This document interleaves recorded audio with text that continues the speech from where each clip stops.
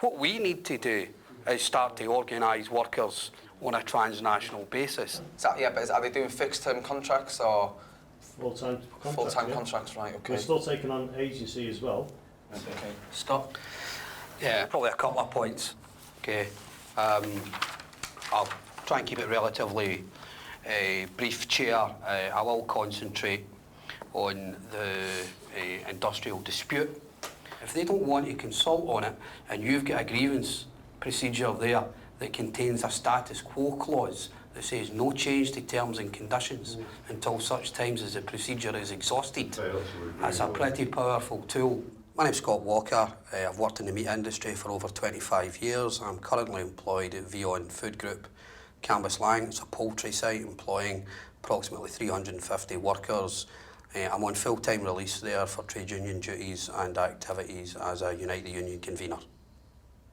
As a convener at the site, I'm directly responsible for the day-to-day running and administration of the trade union. That will include grievances, disciplinary hearings, wage negotiations. If wage negotiations aren't going well, then it could be around coordinating industrial action around the site, a whole host of issues. There are 13 stewards on site and they all have different roles representing workers in various areas of the factory. They're all on the Shop Stewards Committee. They have specific roles in terms of equality, for example, would be one issue, a youth officer.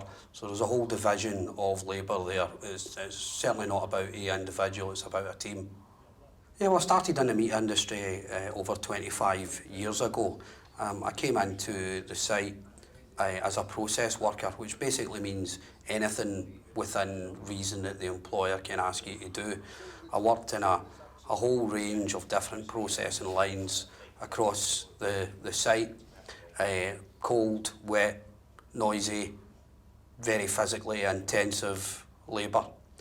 I became involved in the trade union from day one. I joined the trade union. I had been a trade union member in my previous job and had been involved. Now I have to think about wage negotiations. I have to think about how I represent workers, how I deal with wage negotiations.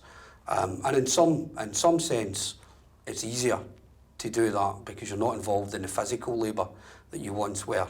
In others, it's a much longer day for me. You don't get to switch off in the way you used to previously. I would work 8 till 4:30 previously on a production line. Now, excuse me, now you're taking phone calls at 10 o'clock at night. With new age media, it's emails coming at you constantly. It's Twitter, it's Facebook, and I love all that, don't get me wrong, but it has extended my working day, but it's a different type of working day.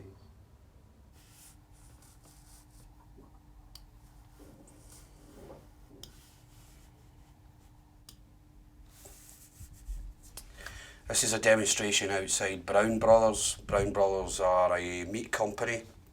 They supply meat product to Tesco.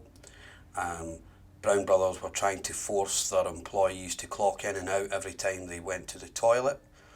We suggested to Tesco that they had an obligation to workers within their supply chain, and that we presented them with a golden toilet to say that you're the worst employer in the world for toilet breaks.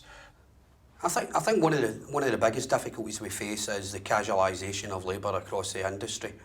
You know, and to be fair, that's not solely within our industry, but employers are seeking to use casual agency labour, predominantly migrant workers, very often paid poorer terms and conditions than existing workers. The employer is very much engaged in a race to the bottom. They recognise that by exploiting migrant workers, that drives down the terms and conditions of existing workers. So that's a big challenge for us.